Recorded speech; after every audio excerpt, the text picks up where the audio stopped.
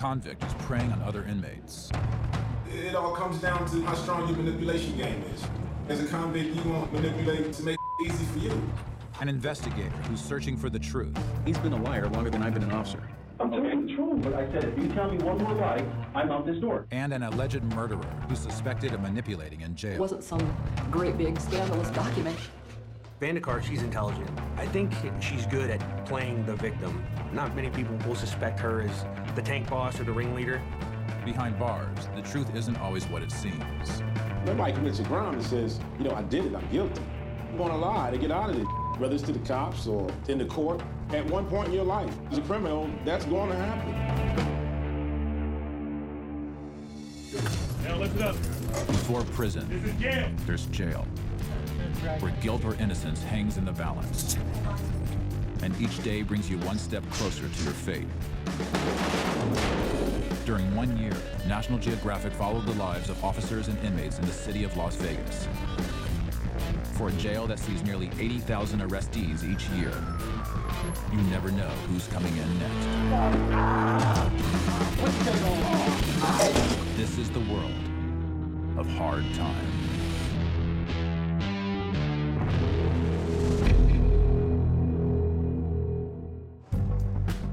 The Clark County Detention Center, the largest jail in Las Vegas. It's home to first-timers and violent offenders, all waiting for their day in court. Everybody gets it. Is this a joke? And whether it's through cases in court or violations behind bars, some inmates are always trying to beat the system. I didn't do nothing, man. I just want to let y'all know. There's some that are predators, there's some that are opportunists, and then there's some that are just flat-out killers. And that's why it's important to know who you have in custody. All right, Tommy, we'll pat you down. We'll be on our way. Unlike prison, inmates in jail are innocent until proven guilty. Stay on the right-hand side, single file line. And for officers who handle inmates every day, it's hard to know who's lying and who's telling the truth. When you're talking with these inmates, they're trying to shed a different light on themselves than what they actually are. I'm telling you how to do it, I'm not guilty. Yeah, I'm innocent. Yes, I'm innocent. I'm not guilty, A lot of people say that, but I'm not. Because I am innocent, 100% definite, I'm innocent. For inmates on trial, it's the job of the jury to find out who's guilty and who's innocent. But inmates don't stop breaking the law when they land behind bars. And when crimes occur inside jail, Officer Gabe Munoz is responsible for investigating them. Inmates like to break the rules because that's all they know how to do. Some of these individuals have already been to prison, have already served multiple years in various institutions. We're here to make sure that they obey the rules, and we're here to make sure that if you break those rules, we're going to hold you accountable. Munoz is with the jail's Special Investigations Unit, and today he's got his eyes on an inmate who might be running a scam inside the jail. You have a shark in a tank, and he's the only shark in that tank. Well, that shark gets hungry, they start looking for other fish, and they look for those smaller fish. Not only does that pose a danger to the inmates, but it poses a danger to the officer working that module. Being around all these chili chump ass rookies, you know what I'm saying? Make me feel like I'm a rookie, like I'm going to start over again or some, you know what I'm saying? Real. Teddy Lacey spent the last 10 years in and out of prisons across the country. From the federal pen to high max prisons, he's made a career out of being a convict. His record includes everything from robbery to domestic violence. Lacey's currently serving a 4-year sentence in a Kentucky prison. He's been transferred to Vegas jail while he fights a charge for possession of narcotics. I'm just a regular inmate like everybody else, but, I'm a convict. Gotta get over with and get back to Kentucky prison, you know what I'm saying? You're always going to have an advantage if you're a convict. I mean, you've been here before. You've been in systems like this before. See some of that Kobe, that black mamba. Where still an inmate can be real verbal. A convict can say, it's not going to be verbal, it's going to be physical. Let me see something, Everything you say verbally to me, I'm going to answer, with shank or, whatever. I want to do my time comfortable. So if I see my opportunity, I'm going to jump right on it. But Officer Munoz is onto Lacey, and he's intercepted a suspicious letter, one that suggests Lacey's running a scam on another inmate. Our mailroom got a letter addressed to an inmate who's housed in the same housing unit as Lacey. It's coming from an attorney's office, and it talks about a money transaction that he has sitting in an account. Another inmate asks his mother to wire $2,000 to Lacey's bank account. In exchange, Lacey's agreed to post the inmate's bail. It's a common jailhouse scam, where the fee gets collected, but bail is never posted. He's very prison savvy. He's smart. He knows how to manipulate the system. He's basically a genius when it comes to surviving in prison, manipulating people, and preying upon innocent people. For now, Lacey's been moved to a new unit where officers can watch him more closely. Moving him to another unit is going to give me the opportunity to monitor him a little bit closer. This is someone we need to keep our eye on because some of these details in this information is possibly legit. It also buys time for Munoz to start digging. An investigation is getting underway, and Teddy Lacey is the target. In a facility that houses up to 3,800 inmates, officers are always on the lookout for manipulators. I like to say that some of the smartest people in the world are in jail because they have 24 hours a day, 7 days a week, 365 days a year to think of ways on how to manipulate the system. Even someone who looks like a model inmate can raise the jail's suspicions. Rosemary Vandekar is no ordinary inmate. She's a college-educated mother of 6 who's had a successful career. I had a background as an executive director of a mediation center nonprofit and a background in restorative justice, helping people stay out of prison and stay out of jail. And here I am. Rosemary's housed with the jail's most violent offenders. She's been accused of murder, a crime she claims she didn't commit. Since my time of arrest, my faith in the system kept saying, surely somebody will wake up and understand this is a mistake, and they'll figure it out, and I'm gonna go home. Rosemary spent 2 years in jail waiting for her day in court. 2 years making herself into a model inmate. She's earned a job as a porter, one that allows her to move more freely around the dorm. She's also earned a reputation with other inmates. Some people affectionately call me jail mom here. I think what's been keeping me going is the fact that I've had this diversion in here to be able to help somebody else understand the court process or their case. This is the motion proceeding in forma pauperis, which basically says, I don't have the money to do an appeal, and normally when you file an appeal... With her background in the legal system, Rosemary offers advice to other women on their cases. It's a role that's made her influential in her unit.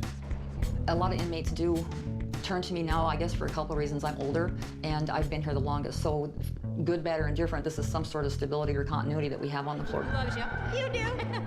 Any problems that I get or I cry and I'm upset, can you go get Rosemary? Guards will go get, Rosemary, and I'll talk to her, and I'll be okay after that. After that, we'll be fine.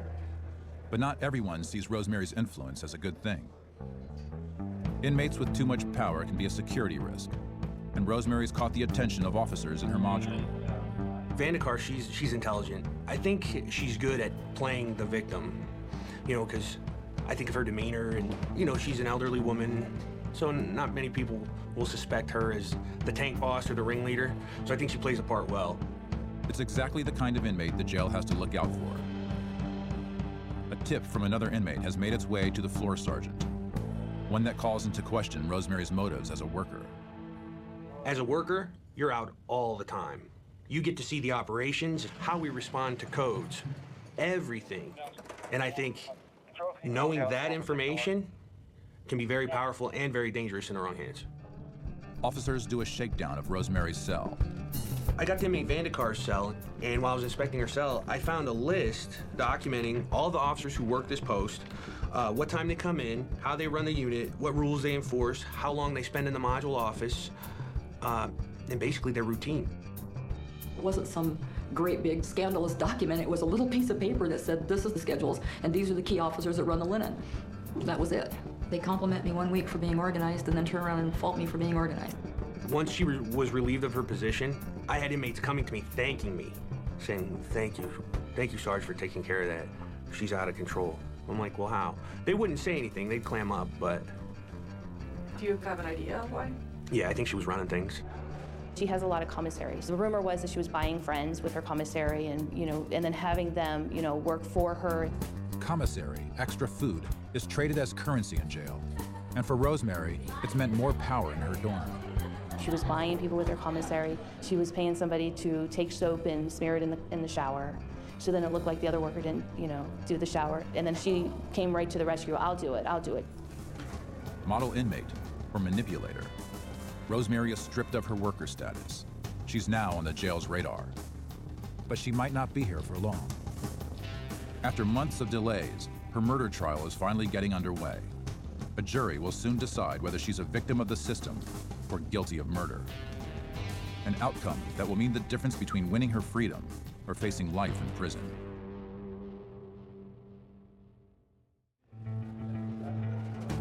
At the Clark County Detention Center in Las Vegas, officers are always on the lookout for manipulators, inmates who know how to work the system. You don't want to do that, do you? All right, come on. Touch the move. No, that's yours. That's yours. And today, one inmate has caught the attention of officers in his unit. Teddy Lacy is a con man. He is a manipulator. He is a predator. Let me get out, so I'm gonna go right here. And he is someone who will manipulate any person that he comes in contact with for his own personal gain. Officer Gay Munoz has been keeping tabs on Teddy Lacy, and he's intercepted a suspicious letter, one that suggests Lacy's scamming another inmate out of money. Munoz has also been monitoring Lacy's calls to the outside. Money, man. Now, I told you I don't have $100 and something. What I mean is exactly this. When I get out of here, if anything, you lie to me about it, you're gonna have a big problem, okay?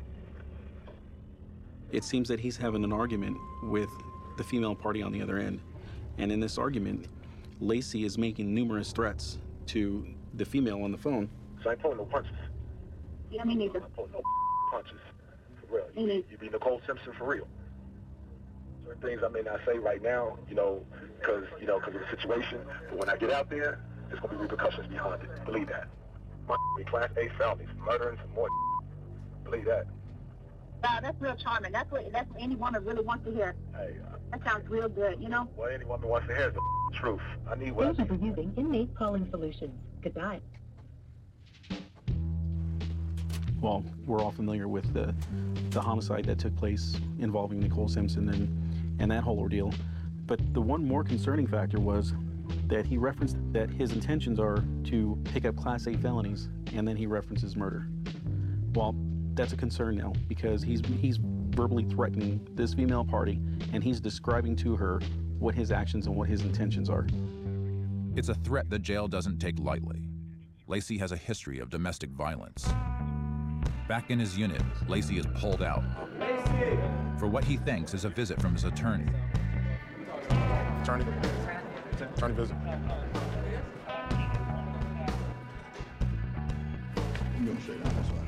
But once he's led past the visiting room, it's clear the jail has other plans for Lacy. He doesn't know where he's headed, but he knows it won't be good. He's preying on innocent people, and he's preying on their emotions, and for his own personal benefit. It's not going to happen. Not here. All the way to the wall, face that 3. 3 across, fill it in. Another inmate is facing a moment of truth as well. All right, ladies, to the right, all the way down. Just listen to my voice. Rosemary Vandekar is headed to court today. She's been charged with first-degree murder, a crime she claims she didn't commit. And after 3 days of testimony, it's her final day in court. District Court, Clark County, Nevada, State of Nevada plaintiff, case number C-264424, Rosemary Vandekar, defendant. This case is about manipulation, greed, and murder, and the elderly man who fell victim to a woman named Rosemary Vandekar. The elderly victim in this case was named... In February of 2010, police are called to the home of an elderly man who has stopped breathing. A seemingly ordinary death, until the coroner finds signs of strangulation. Vandekar, the man's caregiver, and her 25-year-old son live in the apartment as well. Under interrogation, Rosemary takes responsibility for the crime, a confession she now claims was coerced. His death was not consistent with a seizure, was not consistent with an accident, was not consistent with a fall. He had bruises and injuries all over his body. The manner of death was strangulation, and the cause of death was homicide. His family and friends didn't know where he went, and they didn't hear from him. They did, however, get in the mail documents from a lawyer stating that his will had been changed to make the defendant executor of his will, and inside of the defendant's purse was her passport, was $5,229 in cash, was an official bank check from Wells Fargo Bank for $10,000. That's what's inside her purse when she's arrested. For officers who transport inmates to and from court, sitting through trial can shed a new light on inmates. When you're talking with these inmates, they tend to try to make it in their favor. So when we go in that courtroom and we hear what they actually did and what their crime was, when you listen to the evidence, and I have in my mind, this is not going to be good. Today, Rosemary's lawyers are presenting her only defense, an alternate theory for who killed the victim, Rosemary's son. He was killed in a vicious, brutal attack. Did my 5'6" female client inflict those injuries? Is there anyone else that could have?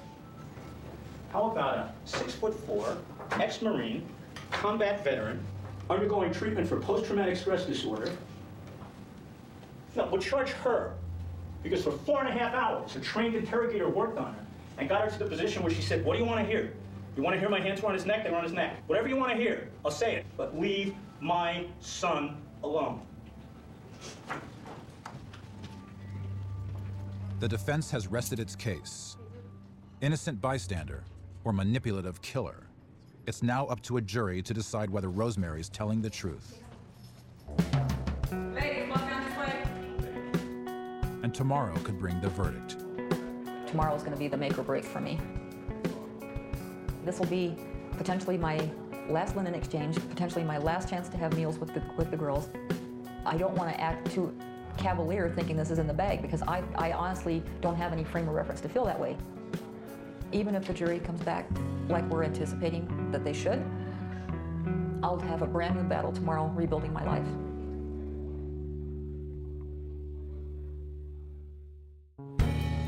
For officers at the Clark County Detention Center in Las Vegas, Nevada, the truth could be hard to come by. Officer Munoz has found evidence that Teddy Lacy is running a scam on another inmate. Lacy has also threatened to murder his ex-wife in a recorded call from inside the jail. Today, Munoz will confront him about the scam. He's determined to get a confession out of Lacy and let him know that the jail is in control. In here, there's zero tolerance. My whole purpose is to hold him accountable for the actions that he committed. I want him to own up to it. But a confession won't be easy. Lacy's a seasoned convict, and it's not his first interrogation. It's like a game of chess. I've been playing for a long time. I wasn't trained by no department. Mine came naturally. It's called criminal instincts, from the streets. Lacy? Yeah. He's been a liar longer than I've been an officer. He's a smooth talker. He is a manipulator. I expect him to manipulate me. It's that strategy of chess. He's gonna make a move, I'm gonna make a move. And we're gonna be going like that back and forth until I get him in a position where he feels like his back is against the wall. Did you tell this kid that you're going to pay his bail? No. You're lying. Teddy, let's cut the okay? Let's just cut the straight. You're lying, dude. Period. Okay? Now, I'm giving you the chance to talk to me because I got one of two choices. Number one, I can handle it in-house. Number two, I can pursue it criminally. Okay? I'm giving you a chance to handle it internally. Oh, yes, come on, don't do this to me. The agreement was that you were going to post his bail and that the mom had to pay you $2,000 up front for restitution fees. Is that right? Is that right? That's what he told his mom. Is that the agreement that the two of you had? It's a yes or no answer. No. Okay, I'm telling the truth. But no, you're not. You're lying to me. And I'm sitting in that chair listening to you. And what did I tell you, Teddy? I said, if you tell me one more lie, I'm out this door. Oh, come on. Please, man. No, I'm going to do what I have to do. Look, I suffer from severe anxiety. What do I need to hear, man, so you don't take me to the hole? Please don't do this to me. Please. How many chances do I need to give you, Teddy? You sit down so I can talk to you, please. If I sit in that chair, then you better tell me the truth. Okay. Okay. When you're in those interviews, you kind of like, you play off of them. Okay, you know where it's going. You've been sitting there in interviews all your life, 10, 15 years. So in the interview, a cop may be touching on something, and you may go along with it. Yeah, well, you're right, you got me. But you really ain't giving a But to him, he's thinking, yeah, I got him right here. I got him by the so yeah, facial expressions, all that there. It's part of the con man game. But Officer Munoz has a move up his sleeve. Let's just move on past the bail, okay? Talk about the phone call that you and Nikki had the other day. Because she pissed you the about something fierce, didn't she? Yeah. You made threats on the phone, on a recorded phone call to her, and I quote, "You're gonna end up like Nicole Simpson." And you went on in the conversation later on and told her that straight up, I'm gonna murder that bitch. I wouldn't do that. I'm not no violent guy. Yes.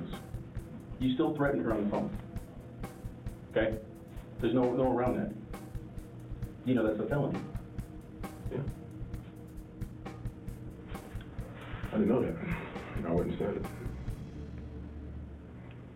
Although Lacy won't admit to the scam, Officer Munoz still has the recording of his murder threat. It's enough to give Lacy serious time in the hole, where inmates are locked down in isolation 23 hours a day. It sends a message, I know what you did. And in the back of his mind, he knows what he did. And he has to live with the fact that we caught him. He didn't get away with it. I said what I said, you know, so I'm gonna kill you and I'm gonna murder your ass. I can't take that back. Why lie about it? It's on recorded, you know? But still, you know, for the sole purpose of what he had me in the room for, interviewing me for, no, you get no confession out of me. No, nobody commits a crime and says, you know, I did it, I'm guilty. I'm gonna lie to get out of it, whether it's to the cops or in the court. At one point in your life, as a criminal, that's going to happen. You gotta be a, you know, a actor, and a good one. Whether it's inside jail or in a courtroom, truth can be a rare commodity behind bars. And for Rosemary Vandekar, the search for truth has come to an end. Today, the jury hands down a verdict in her murder trial. For an inmate used to being in control, today she has none. Just to review again, today, after they do the closing arguments, the jury goes into deliberation. The jury goes into deliberation, and then I go to a cell someplace down here. Up here. You decide to testify? No, we're done. We rested yesterday, so I didn't testify. So, this waiting now, this afternoon's gonna be a tough one. I'm gonna be honest, I don't know how to gracefully deal with this. I don't know how to package in and say, this is okay. There's no professional way to be scared to death. There's no professional way.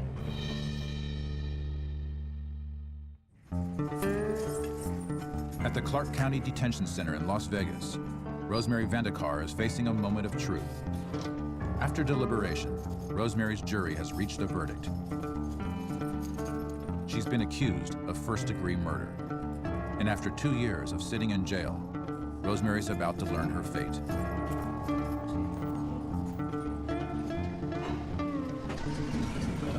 This can't be happening.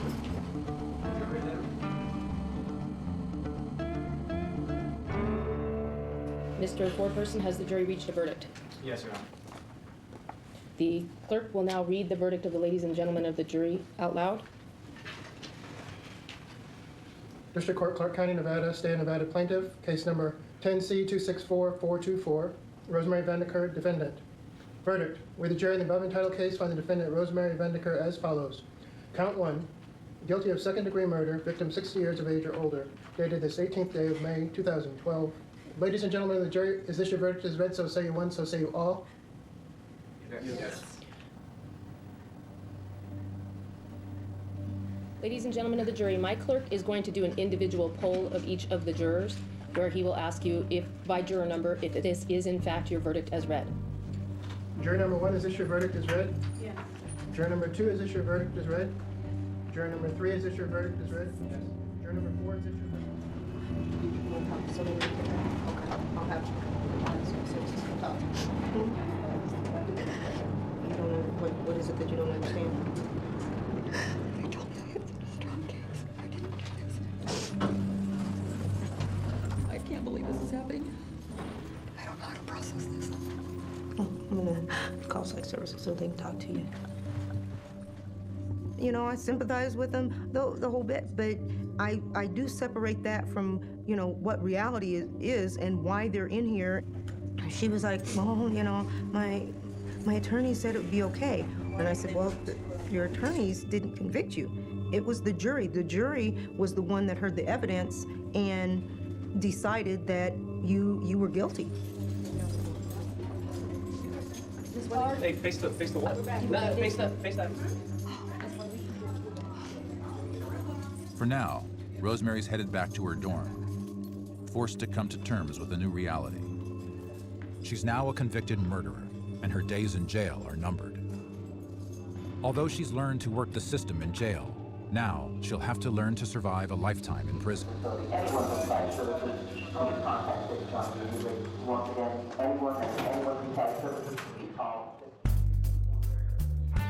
It's a life that convicts like Teddy Lacey have mastered.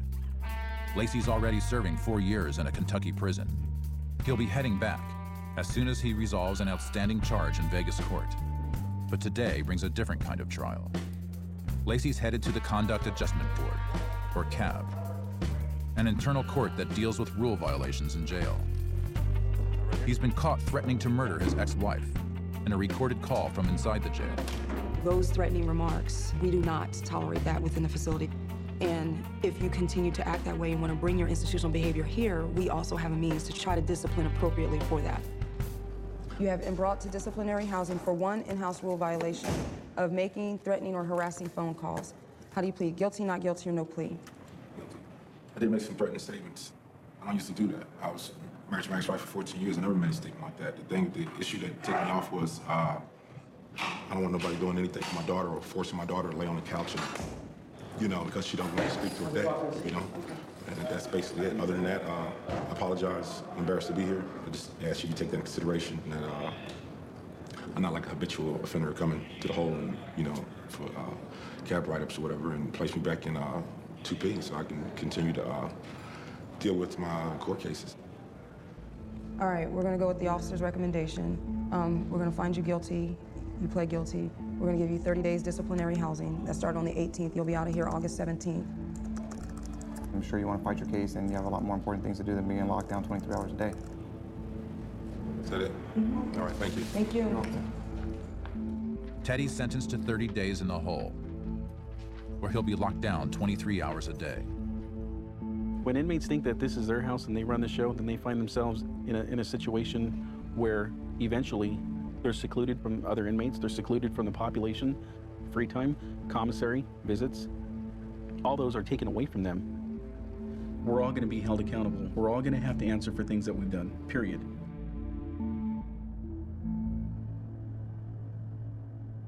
Upstairs, Rosemary is coming to terms with a very different sentence. She's just been given life in prison for murder, a reality that has barely started to sink in. It all happened so fast.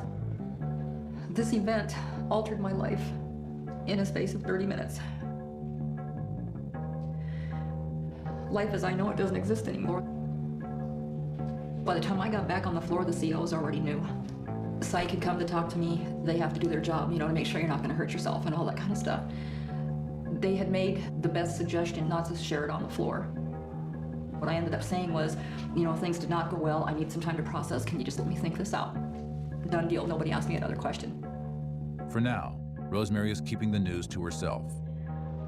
But word of the guilty verdict will soon find its way around the dorm. For the jailhouse lawyer, it's unclear how it will affect her status behind bars.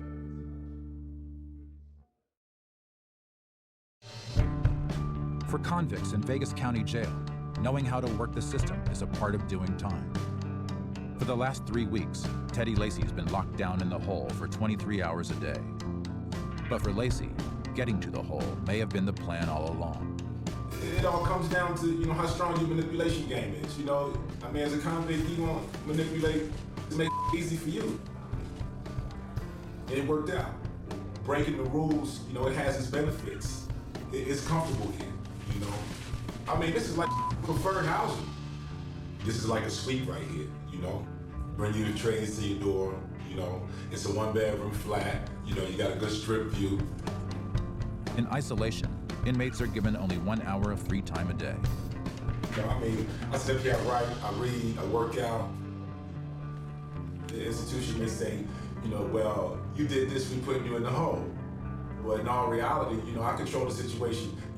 I'm here, this is where I want to be. Although Lacey claims he beat the system, it's a story Officer Munoz doesn't buy. Nobody likes to lose their free time. So when they say, oh, you can just take me to the hole, or I'd rather be in the hole, you know what? No, you don't. No, you don't. He likes to pretend he doesn't care, but eventually everybody has their breaking point.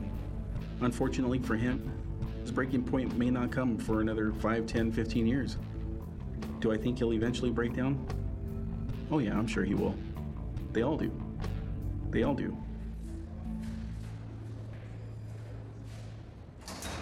For another inmate, the breaking point has already come and gone. After being convicted of murder, Rosemary's turned to the only thing she can, appealing the verdict.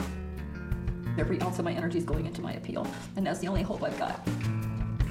So now I have to rebuild from my head again, write more kites, and I have no choice but to fight, and I'm going to fight for this. But the process is going to be months or years. I'm doing the best I can. I'm going to need some big help, okay? So I'm going to be sending you lists of stuff that I need to have sent, the Supreme Court cases and stuff like that, okay? Okay. I was born a fighter. I don't want my spirit to be killed in me where I don't see the motive anymore.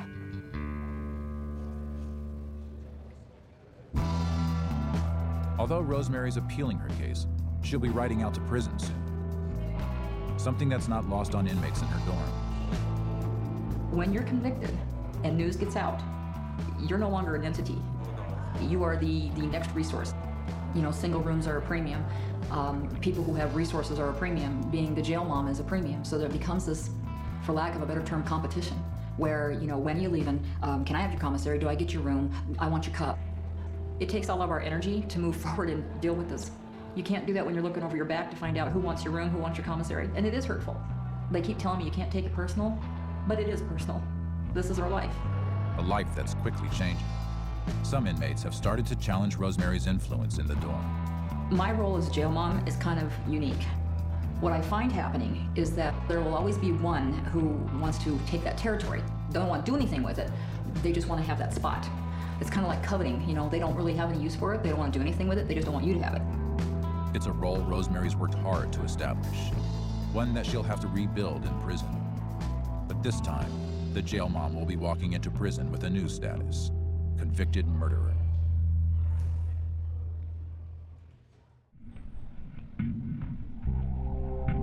For inmates at the Clark County Detention Center, getting out of jail is a moment everyone waits for. Rosemary Vandekar is leaving today. I will not be a bummer, you can. But not on her terms. She's riding out to prison, where she'll begin a life sentence for murder. You decide that they gotta play with your life, and you try to help somebody else with their life. I was trying to prove my topic. You know, people try to lighten up and they say, oh, you can do crafts in prison. You can buy pizza in prison. And I'm saying, I shouldn't be going to prison. What is it you're not getting about this? I'm scared about prison, but probably not for all the reasons that make sense to most people. First one here? Yep. I'm scared not for the violence. I'm scared. It's the invisible factor. You fall through the cracks. You fall into this hole. In here? Yep. Okay. I'm scared that the longer this goes on, that my friends will forget me. I have no idea what I'm walking into. I know I'll know a lot of people there. I just cannot believe that I'll die there.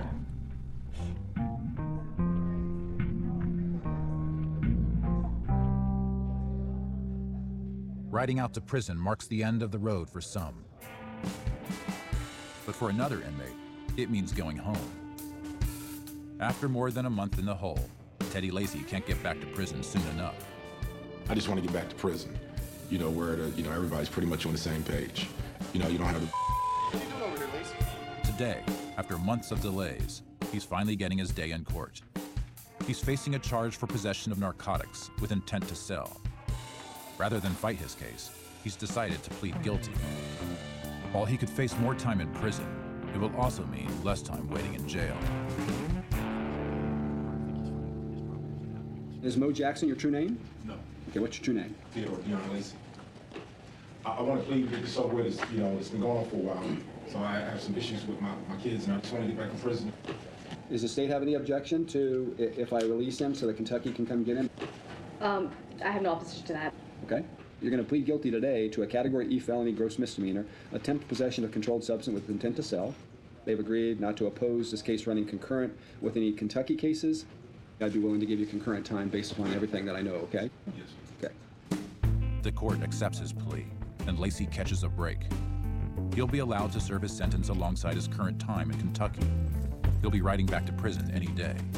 You know, I get back to prison, you know, it's just, it's all over with, you know. Now I can retire, you know, like an old battleship. I'm happy, you know. It may not seem like I'm happy, but, you know, because I signed up for the a long time ago, but, you know, when you sign up, you know, to do criminal, you know, activity and crimes, you know, it's you have to deal with. Make sure you know what you were talking about. About your kids when you get back. Don't forget that. Yeah. All right, gentlemen.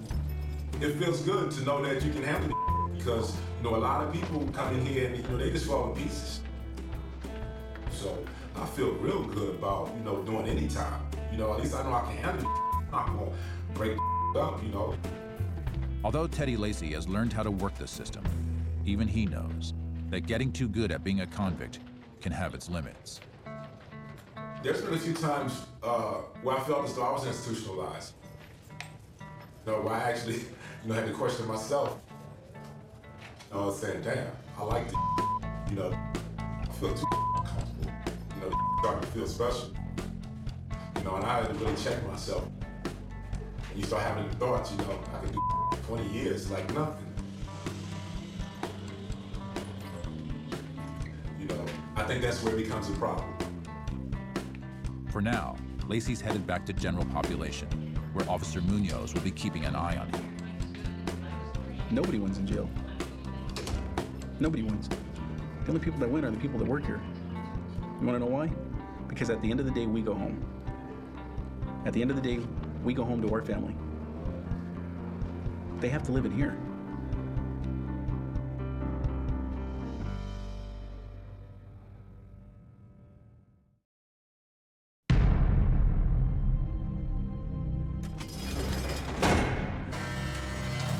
This is just a bad dream.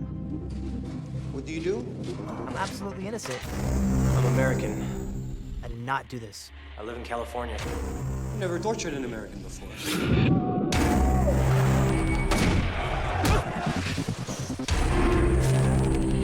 You're on death row? All because I said American. Get everyone up! They got drug smugglers, they got murderers and rapists in there. I just want a fighting chance to go home. That's all I need.